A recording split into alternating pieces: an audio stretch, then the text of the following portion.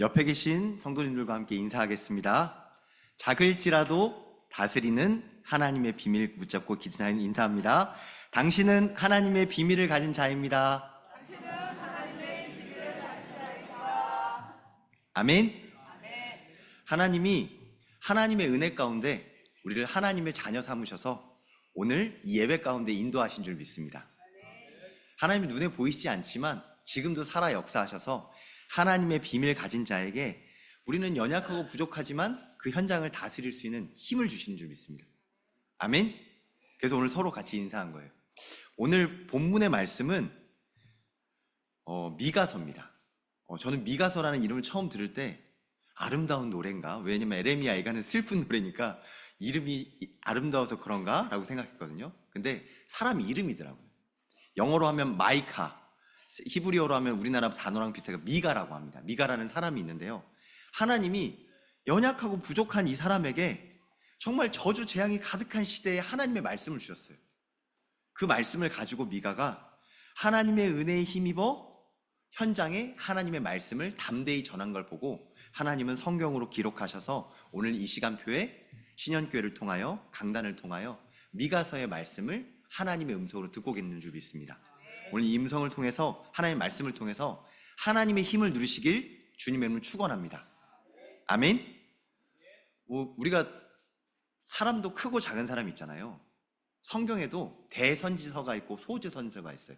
오늘 구약 성경에 보면 대선지서라고 해서 그냥 비교해 놓은 건 다른 게 아니라 분량 때문입니다. 대선지서는 이사야, 에레미야가 에스겔, 다니엘 길어요. 그리고 소지선지서는 12권이 다른데 미가처럼 짧아요. 뭐 학계도 있고요. 여러 가지가 있습니다. 근데 이 작고 짧은 이야기지만 하나님이 정말 그 현장과 시대에 중요한 메시지를 담고 계세요. 오늘 지난주와 지지난주에 이어서 이사야 그 시경의 시대에 똑같은 시대입니다. 이사야 선지자와 같은 동시대에 하나님이 사역하게 하셨던 미가예요. 뭐 큰 교회도 있고 작은 교회도 있지만 교회의 크기와 사역과 상관없이 정말 하나님의 비밀 맡은 자에게 하나님은 놀라운 하나님의 일을 이뤄내실 줄 믿습니다. 사람들은 큰 데를 좋아하고 좋은 곳을 좋아하지만 하나님은 언제나 하나님의 비밀을 맡은 그 현장에 함께 하셨어요. 오늘 내가 비록 작고 연약하고 부족하고 힘이 없는 것 같지만 놀라우신 하나님의 은혜의 말씀을 붙잡고 모든 것을 다스리는 하나님의 비밀에 힘입으시길 주님의 이름으로 축원합니다. 제가 그 하나님 말씀의 배경을 잠깐 설명드리자면 이사야 선지자가 활약했던 그 시대, 미가 선지자가 활약했던 그 시대, 오늘 미가서의 말씀을 보면 이렇게 시작합니다. 유다 왕들 요담, 아하스, 히스기야 왕들, 아수르로 인하여 북이스라엘이 멸망하고 우시야 왕이 죽은 뒤에 요담이 왕을 이어받고 아하스가 이어받고 히스기야가 이어받는 이 시대에 미가가 복음의 말씀을 전하는 선지자였습니다. 쉽게 말씀드리자면 북이스라엘은 멸망했어요. 하나님이 세우셨지만 자기 뜻대로 자기 마음대로 가다가 너무너무 안타깝게 하나님의 은혜를 잃어버리고 세상에 나라를 빼앗겼습니다. 반면에 북이스라엘의 대조되는 남유다는 하나님의 말씀을 붙잡고 긴근히 인도받는 시간표 속에 한번 생각해 보세요. 남쪽에 살고 있는데 북쪽에 있는 나라가 멸망했어요. 그러면 어떻게 될까요? 보통 어려움이 오면 하나님을 더 붙잡는 게 더 강팍해져요. 어떻게 살까? 어떻게 대비할까? 어떻게 할까? 막 여러 가지 생각이 있는 그 시간표 속에 하나님이 미가를 통하여 하나님의 비밀 가진 자의 말씀을 전하게 하셨습니다. 미가서 3장 8절에 이렇게 말씀하십니다. 오직 나는 여호와의 영으로 말미암아 능력과 정의와 용기가 충만하여져서 야곱의 허물과 이스라엘의 죄를 그들에게 보이리라. 오늘 이 말씀을 붙잡고 우리가 무너져가는 많은 시대의 어려움들을 보면서 하나님의 메시지로 삼으시길 주님의 이름으로 축원합니다. 비난과 비판하는 것을 넘어서서 하나님이 왜 거기를 무너뜨리시고 하나님이 왜 나를 통하여 그걸 회복하게 하시라고 하는지 비난과 비판의 영에 붙잡으지 마시고 정말 하나님의 말씀으로 모든 것을 살리는 생명의 언약을 누리시길 주님의 이름으로 축원합니다. 비밀이 있어요. 하나님의 비밀이 뭐냐? 세상은 이렇게 얘기합니다. 합리적으로 객관적으로 전문성을 가지고 성실하게 열심히 최선을 다해라. 좋은 말이에요. 그런데 성경은 그 너머에 비욘드, 그러니까 넘어선 하나님의 비밀을 말하고 있습니다. 하나님의 비밀이 뭐냐? 합리적으로 객관적으로 전문성을 가지고 성실하게 열심히 최선을 다하지만 하나님의 비밀 가지고 해라. 부족하고 연약하지만 하나님의 비밀 가진 너를 통하여 사람이 마땅히 우리를 그리스도의 일꾼으로 여길지어다. 하나님의 비밀 맡은 자로 여길지어다. 우리는 하나님의 비밀 맡은 하나님의 일꾼인 줄 믿습니다. 고린도전서 4장 12절 말씀이. 그래서 한번 이 시간 질문해 보시기 바랍니다. 뭘 질문하냐? 하나님, 지금 내게 임한 상황과 사건과 문제 속에 하나님의 계획과 비밀은 무엇입니까? 이 딱 붙잡으세요. 여러분들의 있는 상황 속에 하나님의 계획과 비밀이 무엇인지 질문하시기 바랍니다. 미가가 참 질문을 잘했어요. 북이스라엘이 멸망하고 남유다가 어려운 흔들리는 시간표 속에서 하나님께 질문하면서 하나님, 지금 이 문제를 주신 하나님의 계획이 무엇입니까? 하나님의 진짜 붙잡을 비밀이 무엇입니까? 하나님의 말씀으로 나를 살리고 현장을 살리는 증인 되시길 주님의 이름으로 축원합니다. 그래서 첫 번째가 언약의 여정, 말씀의 여정입니다. 미가가 하나님께 질문하며 세상의 흐름을 넘어서서 하나님의 말씀을 딱 붙잡았어요. 이 주일 예배가 세상의 흐름을 넘어서서 하나님의 말씀을 붙잡는 시간입니다. 여러분들 잘 보세요. 시대가 가면 갈수록 금, 토일 날 휴일이 생기면 생길수록 예배랑은 멀어집니다. 비난하는 게 아니고요. 시간이 많다고 예배 드리는 게 아니에요. 그 어느 때보다 예배 드리기 좋은 환경과 시간표와 은혜가 주어졌지만 사람들은 더 내가 하고 싶은 거, 내가 놀러 가고 싶은 거, 좋은 것들. 제가 미국에서 재밌는 걸 봤는데요. 학교에서 열심히 운동하고 열심히 준비한 걸 시합 나가면 항상 일요일 날이에요. 참 신기하게 예배 드리지 못하도록 세상이 자꾸 앞서가요. 그리고 요새는 영어 시험이나 토플이나 토익 중요한 국가고시도 주일날 봐요. 예배 드리지 못하도록 세상이 흐름이 자꾸 치닫고 있어요. 그래서 하나님의 비밀 맡은 자로 예배 승리하시고 세상의 흐름을 넘어서서 말씀으로 세상을 다스리는 하나님 나라의 비밀을 누리시길 주님의 이름으로 축원합니다. 그게 바로 미가였어요. 미가가 말씀을 붙잡았습니다. 오늘 말씀 속에서 여러분들 많이 들으셨지만 좀 어색했던 단어들 몇 가지를 같이 한번 정리하고 확인하셨으면 좋겠습니다. 첫 번째로 예루살렘 다윗의 성전입니다. 우리는 한국에 살고 우리는 동양인인데 저 성경에 있는 저 이스라엘의 나라에 대한 이름들을 왜 우리가 이렇게 잘 알아야 돼? 라고 하지만 한번 정리해 볼 필요가 있습니다. 예루살렘은 남유다의 수도였습니다. 사마리아는 북이스라엘의 수도였어요. 그래서 북이스라엘을 대표하는 도시가 사마리아고 남유다를 대표하는 곳이 예루살렘입니다. 다윗이 왕이 되고 하나님의 말씀을 가지고 하나님의 성전을 회복하는 중요한 시간표 속에서 기도했어요. 하나님께 질문했어요. 하나님, 이 언약궤를 어디다 보관하면 좋겠습니까? 다윗 성에다 두었다가 이 언약궤를 두고 계속 예배드리고 성전을 세워야 되겠는데 어디다 하면 좋겠습니까? 라고 기도하고 있는 하나님이 말씀 붙잡은 다윗에게 응답을 주셨어요. 말씀 중심으로 하나님이 다윗의 성전을 예루살렘에 세우게 하셨습니다. 예루살렘이 어떤 곳이냐? 믿음의 조상 아브라함이 하나님의 말씀 붙잡고 이삭을 번제로 드리려고 했던 모리아 산이에요. 그 모리아 산에 성전을 세운 거예요. 그냥 내가 가기 편한 곳, 내가 가면 좋을 곳, 그런 곳에다가 그냥 다윗이 임의대로 내 생각대로 세운 게 아니라 하나님의 말씀 붙잡고 기도하며 질문하다가 하나님이 인도하신 곳에 세우게 됐어요. 다윗이 사실 인구를 계수하지 말라는 하나님의 말씀을 무시하고 사람 숫자를 세다가 재앙이 임했거든요. 그때 천군 천사로 임해서 그 재앙이 멈춰지고 하나님 앞에 기도했던 그 타작마당, 거기가 모리아 산이었어요. 그 모리아 산에서 하나님의 말씀 붙잡고 성전을 세우는 다윗이었습니다. 그래서 예루살렘이 어디냐? 하나님의 성전을 세우는 너무너무 소중한 장소이기 때문에 하나님은 다윗의 성전을 세운 그 예루살렘을 남유다의 수도로 세우셨습니다. 그러면 예루살렘을 볼 때마다 우리는 뭘 하면 되냐? 이스라엘 수도다, 대단한 나라야, 그게 아닙니다. 하나님의 말씀의 흐름이 흘러가고 말씀 붙잡은 언약의 다윗이 진짜 하나님을 예배했던 곳이구나.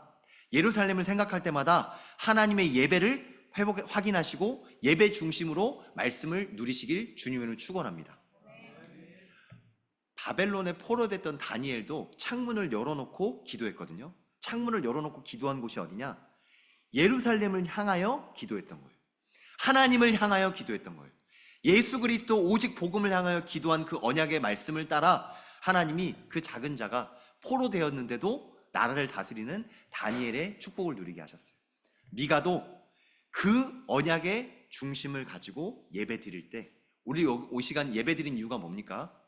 예수 그리스도로 하나님께 영광 돌리며 이 땅을 하나님의 나라로 회복할 전도자들이 이 시간 언약 붙잡고 예배 드린 줄 믿습니다. 언약을 놓치니까 하나님이 보여주신 거예요. 북이스라엘을 먼저 멸망하게 하셨어요. 언약을 놓치니까 이스라엘을 하나님이 분열시키셨어요.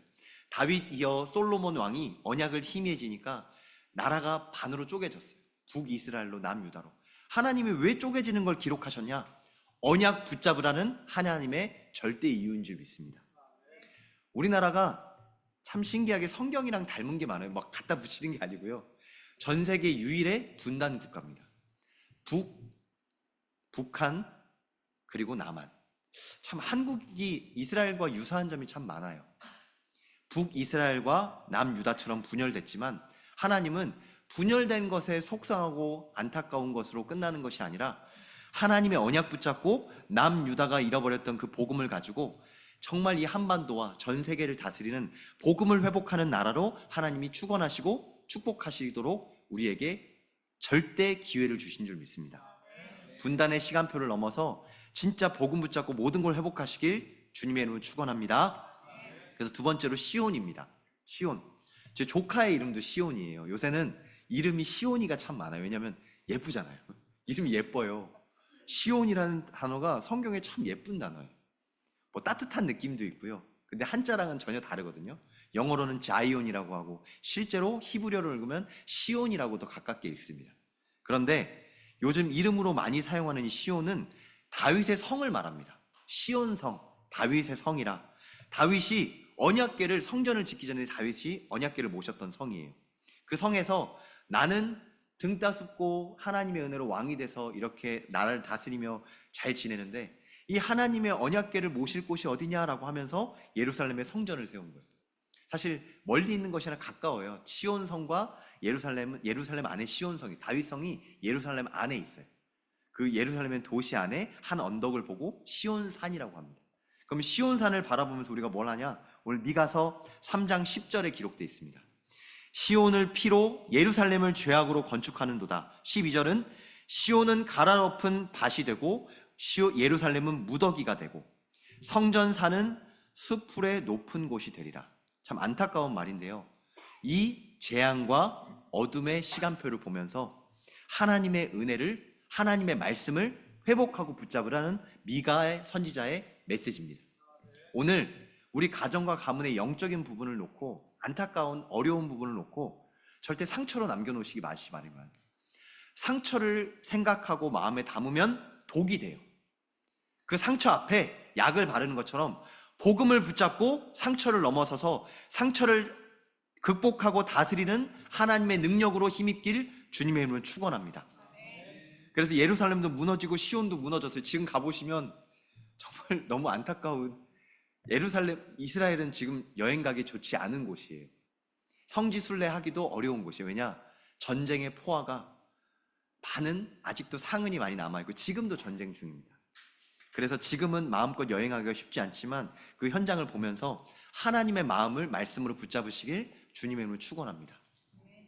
베들레헴입니다. 베들레헴 많이 들어보셨죠?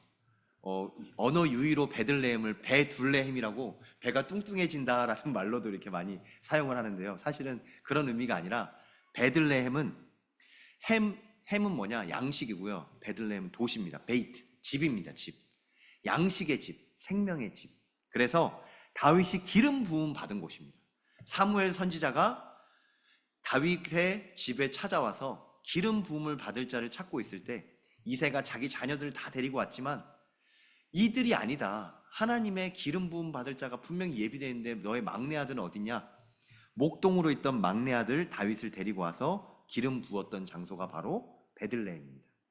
베들레헴은 요한복음 7장 42절에도 이렇게 기록되어 있습니다.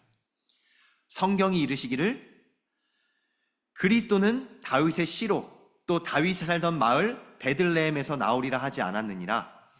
베들레헴의 아주 작은 마을, 사실 베들레헴은 아주 작은 곳이에요. 그래서 사실 우리나라로 따지면 어디라고 표현할까요? 제 아버지의 고향이 경상남도 합천입니다.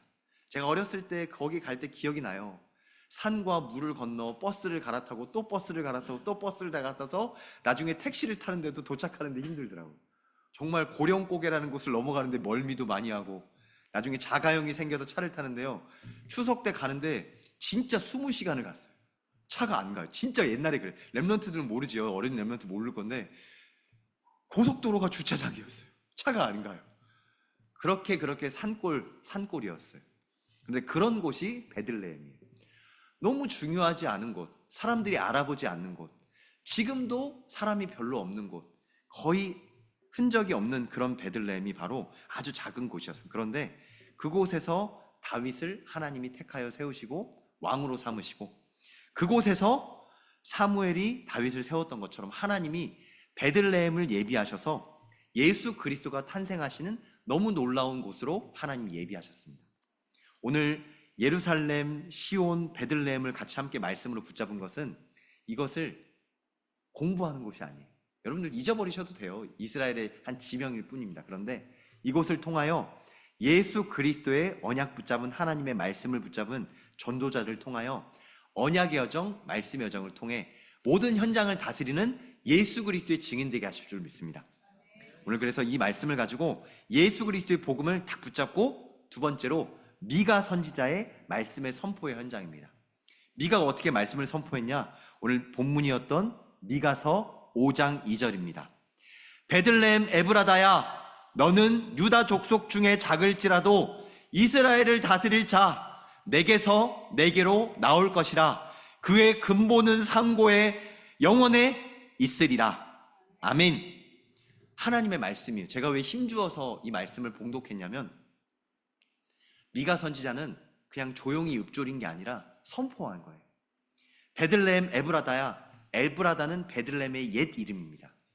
베들레헴이 진짜 하나님이 예비하신 곳이다라는 것을 틀리지 않음을 다시 확인하는 거예요. 베들레헴이 어디냐? 예수 그리스도가 유다 족속 중에서 작을지라도 이스라엘을 다스리며 온 세계의 왕으로, 만왕의 왕이요 만주의 주로 오시는 하나님의 작은 자가 다스리는 하나님의 나라가 회복될 곳이라는 것을 선포하는 장면입니다. 그래서 베들레헴은 정말 하나님이 예비하신 집이요, 직역하면 하나님이 예비하신 생명의 떡집, 빵의 집이라는 뜻입니다. 우리나라는 떡이라고 표현을 하지만 우리나라는 떡과 쌀로 주식을 삼는데, 이 서양 문화권이나 이 중동 문화권, 이 이스라엘만 가더라도 빵이 주식이에요. 그래서 생명의 빵, 빵의 집, 그래서 베들레헴입니다. 베들레헴에 태어나신 예수님이 누구시냐? 하나님의 비밀이요, 하나님의 비밀 가진 자가 바로 지난주 강단 말씀처럼 다윗의 집 열쇠를 가진 자로 우리가 지금 예배 드린 줄 믿습니다. 오늘 예수 그리스도의 이름으로 기도하시면서 예배 승리하시기 바랍니다. 열면 닫을 자가 없고 닫으면 열 자가 없는 예수 그리스도의 하나님의 비밀로 우리는 지금 이 시간 예배 드린 줄 믿습니다. 그래서 모든 상처를 치유하는 예수 그리스도를 사용하시고 모든 문제를 넘어서는 예수 그리스도를 누리시길 주님의 축원합니다. 그러면 남는 자에게 승리가 반드시 준비되어 있습니다. 우리가 잘해서 이긴다 그러면 사람이 자꾸 교만해져요. 그래서 참 경계해야 될 게 뭐냐면, 우리가 간증할 때도 내가 이렇게 하니 하나님이 이렇게 하셨다, 틀린 말은 아닌데 내가 한 게 남아요. 그러면 사람들이 이렇게 생각하면 요렇게 해봐야지, 나도 저렇게 해봐야지, 새벽 기도에 응답받을, 그러면 새벽 기도 해봐야지. 틀린 건 아니지만 새벽 기도가 남으면 안 됩니다. 뭐가 남아야 되냐? 오직 예수 그리스도가 인생의 주인 되니 하나님이 그 인생을 승리하게 하시는 남은 자로 쓰셨구나, 예수 그리스도가 남는 것이 참된 간증인 줄 믿습니다. 그래서 저도 목사지만 제가 진짜 얘기할 때 내 이야기가 남는 게 아니라 예수 그리스도의 하나님의 능력, 하나님의 비밀이 남은 자의 승리가 중심이 되길 주님의 이름으로 축원합니다. 그래서 오늘 미가서 5장 7절 8절에 보면 이렇게 기록되어 있습니다. 야곱의 남은 자는 많은 백성 가운데 있으리니 그들이 여호와께로부터 내리는 이슬 같고 풀 위에 내리는 단비 같아서 사람을 기다리지 아니하며 인생을 기다리지 아니하며 사람이 아니고 인생이 아니고 하나님을 붙잡은 많은 백성에게 하나님이 이슬 같고 풀 위에 단비 같은 응답을 예비하신 줄 믿습니다. 더 나아가서 8절에는 이렇게 기록되어 있습니다. 야곱의 남은 자는 여러 나라 가운데와 많은 백성 가운데 있으리니 그들은 수풀의 짐승들 중에 사자 같고 양떼 중에 젊은 사자 같아서 만일 그가 지나간즉 밟고 찢으리니 능히 구원할 자가 없을 것이라. 같은 말인 것 같은데 좀 달라요. 7절은 많은 백성들, 이스라엘 백성들을 향하여 하나님 주신 말씀이고, 또 야곱의 남은 자 8절은 여러 나라 가운데 이방인들을 향한 말씀이에요. 전 세계 복음화를 향하여 하나님 주신 말씀입니다. 남은 자가 유대인과 더불어 이방인에게 예비되어서 오늘 말씀 붙잡은 모든 전도자들에게 수풀의 짐승 중에 예수 그리스도의 사자와 닮고 양떼 중에 젊은 예수 그리스도를 누리는 젊은 사자 같아서 모든 문제를 찢고 넘어서서 하나님과 함께하는 승리자로 예비된 줄 믿습니다. 오늘 그래서 예수 그리스도 선포하시기 바랍니다. 마치 사자가 으르렁 하면서 선포하듯이 예수님이 사자처럼 성경에 많이 표현되셨거든요. 사자가 예수님이 아니라 예수님이 모든 두려움과 모든 문제를 이기시는 모든 승리자로 표현된 것이 하나님의 비밀인 줄 믿습니다. 오늘 모든 문제를 예수 그리스도 승리하며 복음 누리시길 주님의 이름으로 축원합니다. 여러분 진짜 어려움과 지금 질고와 문제와 답답한 속에 계시다 그러면 진짜 이렇게 기도하세요. 지금 이게 하나님의 뜻을 나타낼 진짜 중요한 발판이다. 마귀는 이렇게 속일 거예요. 너 끝이야. 끝났어 라고 속일 거예요. 끝이 아닙니다. 언제든지 하나님의 언약을 붙잡은 하나님의 사람에게는 하나님이 끝을 내십니다. 하나님이 말씀하셨어요. 천국 모든 백성에게 이 복음이 전파될 때야 그제야 끝이 오리라. 끝은 하나님이 내시는 줄 믿습니다. 마귀를 이기고 하나님과 함께하는 예수 그리스도의 복음으로 진짜 나를 누르는 모든 문제 속에 선포하시기 바랍니다. 나는 하나님의 비밀 가진 전도자다. 나는 하나님의 비밀 가진 하나님의 사람이다. 아멘. 하나님의 비밀 예수 그리스도로 심판하시는 그날을 기다리면서 기대하시길 주님의 이름으로 축원합니다. 하나님이 심판하시는 그날이 반드시 옵니다. 군마와 모든 병거를 부수는 날이 옵니다. 미가서 5장 10절부터 15절입니다. 제가 이번 주에 이제 함께 사역하면서 이제 막 예수 믿은 청년하고 이렇게 함께 다니게 되는 시간표가 있어서 그래서 물어봤어요. 심판하시는 그날이 온다. 예수님의 재림이 온다. 그랬더니 예수님의 재림이 뭐예요? 라고 물어보더라고요. 사실 예수님의 재림은 도둑처럼 조용히 다가온다고 했어요. 근데 언제 올지 아무도 몰라요. 그런데 지금 예수 그리스도의 비밀을 오늘 누리면 재림의 날이 감사하고 기쁨으로 하나님이 오시는 날을 영광으로 맞이할 줄 믿습니다. 근데 오늘 불안하잖아요. 오늘 지금 하나님과 함께하는 비밀을 못 누리면 예수를 믿는데도 불안해져요. 예수님이 재림이 오면 어떻게 하지? 오늘 당장 오면 난 큰일 날 것 같은데 자꾸 내 생각 속에서 자꾸 속여요. 오늘 하나님과 함께함으로 말미암아 모든 심판하시는 그 날로부터 진노와 분노로 순종하지 않는 나라를 넘어서 우상들을 완전히 멸절시키며 하나님 앞에 예수님의 재림과 더불어 진짜 예수 그리스도로 세계복음화되는 그 날을 하나님의 영광된 날로 누리시고 기쁨으로 회복하시길 주님의 이름으로 축원합니다. 제가 복음 없이 우리 자녀들을 양육하면 진짜 불안해지더라고요. 미래가 복음 없이 생각하면 불안해져요. 내가 주식을 안 했는데 어떻게 하지? 이렇게 주식이 폭등하는 시대에 나는 주식이 없는데 삼전이 없고 SK가 없는데 어떻게 하지? 진짜 불안해진다니까요. 와, 세상이 이렇게 변하는데 AI 시대고 이렇게 불안해지지? 근데 하나님의 말씀 붙잡고 아이들과 함께 세상이 다 변해도 하나님의 말씀은 진짜 생명이고 능력이고 하나님의 은혜로 너와 나의 주인이다. 너는 먼저 그의 나라와 그의 의를 구하라. 그리하면 이 모든 것을 너희에게 더하시리라. 마태복음 6장 33절 말씀처럼 심판하시는 그날에 예수 그리스도의 비밀이 성취될 줄 믿습니다. 그래서 세 번째로 성취된 말씀 예수 그리스도이십니다. 예수 그리스도는 구약은 오실 메시아로 기록되어 있어요. 미가 때는 오실 메시아였습니다. 그런데 신약 성경에는 성취된 하나님의 언약으로 성취된 말씀 예수 그리스도로 오셨어요. 그래서 지금은 예수 그리스도를 붙잡고 예수 그리스도를 누리는 거예요. 전 누린다는 말이 처음엔 되게 어렵더라고요. 말씀을 누려라. 이게 뭐지? 마치 어린아이가 엄마 아빠와 함께 있으면 걱정할 거 없이 누리는 것처럼, 마치 하나님과 함께 모든 것을 염려하지 않고 걱정하지 않는 것이 누린다는 영적인 감각이에요. 오늘 하나님의 말씀을 가지고 누리는 영적인 감각에 익숙해지시길 주님의 이름으로 축원합니다. 제자들이 예수님과 함께 할 때 복음을 누렸어요. 예수님과 함께 하니까 두려울 게 없는 거예요.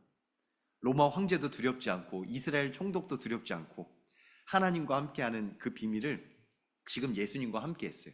그런데 예수님이 십자가 지시고 안 계신다니까 두려워지는 거예요. 그래서 예수님이 말씀하세요. 내가 너와 항상 함께한다. 성령으로 함께 할 거야. 이 성취될 말씀을 붙잡으면 돼. 요한복음 14장 6절에 내가 길이요 진리요 생명이니 나로 말미암 아버지께로 올 자가 없느니라. 이 말씀 붙잡고 항상 나와 함께하자라고 예수님이 말씀을 주셨어요. 그 예수님이 지금 우리와 함께 하신 줄 믿습니다. 누가복음 2장 1절로 7절에 보면 특히 4절 5절에 말씀하십니다. 요셉이, 여기 나오는 요셉은 구약에 나오는 요셉도 아니고 신약의 이 요셉은 예수님의 친아버지입니다. 요셉은 육신으로 예수님을 낳은 것이 아니라 성령으로 잉태된 마리아의 남편으로 하나님이 함께 하시는 이 영적인 비밀을 알았어요. 요셉이 알았어요. 요셉이 하나님이 성령으로 이 예수님을 우리 집에 예비하신 거구나. 요셉도 다윗의 집 족속이므로 갈릴리 나사렛 동네에서 유대를 향하여 베들레헴이라 하는 다윗의 동네로 그 약혼한 마리아와 함께 호적하러 올라가니 마리아가 이미 잉태하였더라. 사실 남편으로서 부인이 잉태를 했다는 것을 보면 되게 속상할 일이에요. 그런데 하나님의 말씀을 붙잡고 성취된 말씀을 보니 이거는 하나님의 응답인 거예요. 예수님이 우리 가정에, 우리 인생에 사실 하나님의 은혜로 보지 않고 우리 가정에 교회 다니는 사람을 보잖아요. 그러면 사실 되게 시험 들어요. 주일날 나랑 놀러 가야 되는데, 주일날 나랑 함께 해야 되는데 내 가족이, 내 자녀가, 내 부인이, 내 남편이 예배 드리러 가니 얼마나 불신자 입장에서는 속상할 거예요. 그런데 하나님의 은혜가 임한 가정에 요셉에게 보게 하셨어요. 이건 하나님의 응답이구나. 하나님이 하신 일이구나. 비밀은 말하는 게 아니에요. 막 말로 한다고 비밀이 전달되지 않아요.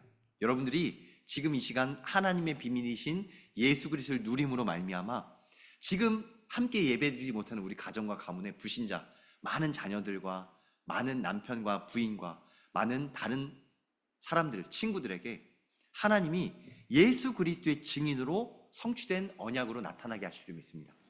오늘 예배 승리하세요. 그러면 하나님의 비밀 맡은 자로 가정을 다스리는 거예요. 현장을 다스리는 거예요. 똑같은 말인데 옛날에 이 힘이 없을 때 그냥 들으면 같이 싸워야 돼요. 네가 왜 그랬어? 나도 왜 그랬어? 라고 싸워야 돼요. 근데 하나님이 힘이 있으니까 넘어서는 거예요. 어린아이가 투정하는 걸 넘어서듯이, 그래, 네가 아직 하나님과 함께하는 힘을 모르니까 힘들지, 어렵지, 우쭈쭈 하는 걸 넘어서 내가 너를 위해서 기도한다.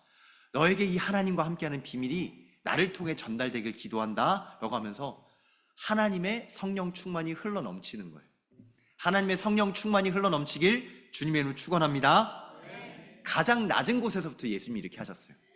가장 낮은, 사실 그릇 중에서 가장 지저분한 그릇이 뭡니까? 가장 집에 안 좋은 그릇을 강아지 밥그릇을 쓰잖아요. 개밥그릇 쓰잖아요. 그런데 예수님이 그 당시 가장 낮은 곳, 마국간의 말 구유에서 예수님이 나셨어요. 베들레헴의 말 구유에서. 누가복음 2장 16절에 보면 빨리 가서 마리아와 요셉과 구유에 누인 아기를 찾아서 가라고 해요. 동방 박사들과 목동들에게. 근데 그 말 구유에 누인 아기를 찾아서 가서 보니 가장 지저분하고 가장 낮은 곳인 것 같지만 가장 귀하고 가장 놀라우신 하나님이 왕으로, 만왕의 왕이요 만주의 주로 오신 것이 하나님의 응답이었습니다. 내가 지금 가장 힘들고 어렵다? 가장 낮은 곳에서 시작하시기 바랍니다. 사람들이 착각해요. 나는 이런 사람이야. 나는 이렇게 이런 대접을 받을 사람이 아니야. 나는 뭔가 있는 사람이야 착각하는데요. 사실 예수님을 진짜 누린다면 지금 있는 가장 낮은 곳이 예수님을 누릴 가장 최고의 위치이자 응답의 자리인 줄 믿습니다. 제가 부상당했던 축구 선수한테 가서 이 얘기를 했어요. 부상 안 당하고 싶었지. 부상 당하고 싶은 운동선수가 어디 있어요? 특히 지금 이 자리에 앞으로 드래프트를 앞둔 운동선수가 지금 국가대표 상비군으로 있고 국가대표 핸드볼 선수로 있는 은유리도 있는데, 은유리 때문에 하는 말은 진짜 아니에요. 가장 낮은 곳, 여러분들이 있는 모든 곳에 가장 낮은 곳에 있을 때가 가장 응답받기 가장 귀한 곳인 줄 믿습니다. 예수님이 그래서 가장 낮은 곳으로, 가장 어려운 곳으로 오셔서 가장 높은 곳에 나는 이 땅을 다스리는 하나님이시다, 내가 바로 그다 라고 하시면서 우리에게 말씀을 주신 줄 믿습니다. 많은 사람들은 다 그래서 예수님을 못 알아봤어요. 어떻게 예수님이 그런 곳에서 오십니까? 유대인들이 못 알아봐요. 베들레헴, 말구유, 말도 안 되는 곳에, 지금 예루살렘도 아니고 로마도 아니고 이 훌륭한 곳을 놔두고 어떻게 예수님이 이런 곳에 오시냐 거들떠 보지도 않았어요. 그런데 우리는 하나님의 은혜로 예수님을 그리스도로 영접한 하나님의 자녀들이 지금 예배드리고 있는 줄 믿습니다. 가장 보잘것없고 가장 연약하지만 이 세상 모든 만물을 지으시고 모든 만물을 다스리는 하나님의 비밀 예수 그리스도로 예배드리는 줄 믿습니다. 그래서 오늘 예수 그리스도를 어떻게 누리는 구체적인 방법이에요. 예수님이 말씀하셨습니다. 요한복음 6장 48절. 여기 오늘 교환에는 6장이 빠졌는데요. 요한복음 6장 48절에 예수님이 말씀하십니다. 내가 생명의 떡이다. 나는 하늘에서 내려온 살아있는 떡, 살아있는 빵이다. 요한복음 5장 6장 51절입니다. 생명의 떡 예수 그리스도. 예수님은 본인을 향하여 내가 생명의 떡이라고 했어요. 나를 먹으라고 했어요. 어떻게 예수님을 먹습니까?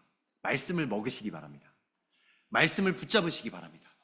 말씀이 육신이 되어 이 땅에 오신 하나님을 마음껏 먹으시고 붙잡으시고 누리시길 주님의 이름으로 축원합니다. 그러면 상처가 치유되고요, 죄를 넘어서고요, 한계를 넘어서고요, 모든 문제와 사건 속에 하나님의 응답이 생명의 양식으로 찾아오실 줄 믿습니다. 이 하나님의 말씀을 진짜 예수님께서 지금 우리에게 주셨습니다. 그래서 오늘 제목이 작을지라도 다스리는 하나님의 비밀이에요.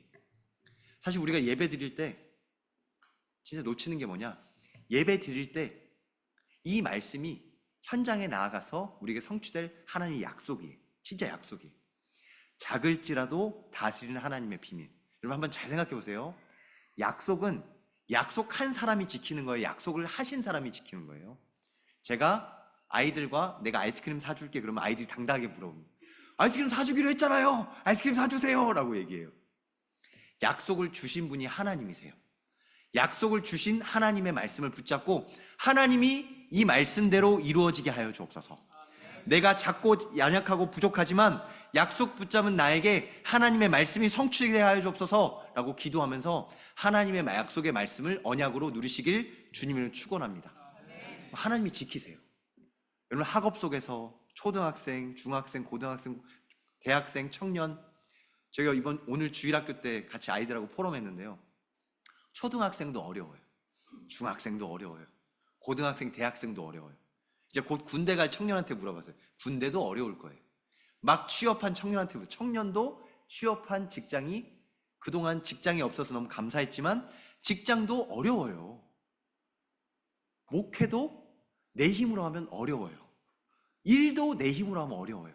그래서 하나님이 너와 항상 함께한다, 나를 먹고 내 힘으로 모든 일을 하나님과 함께 경영하라, 하나님과 함께 누려라 라고 주신 거예요.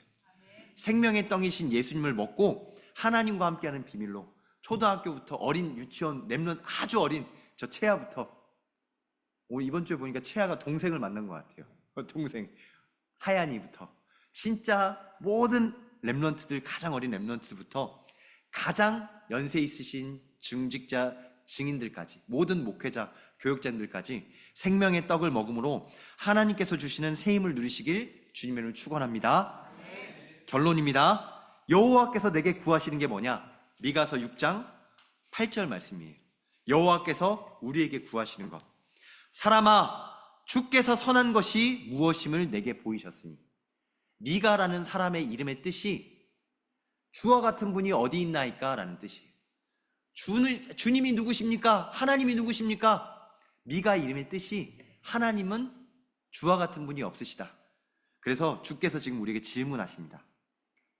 주는 그리스도시요 살아계신 하나님의 아들이시니이다.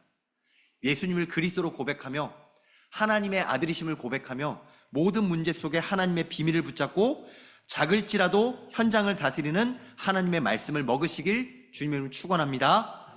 아멘. 마지막으로 저와 여러분이 함께 한 목소리로 같이 고백했으면 좋겠습니다. 마태복음 16장 16절 같이 고백합니다. 주는 그리스도시요 살아계신 하나님의 아들이시니이다. 아멘. 살아계신 하나님 감사합니다. 살아계신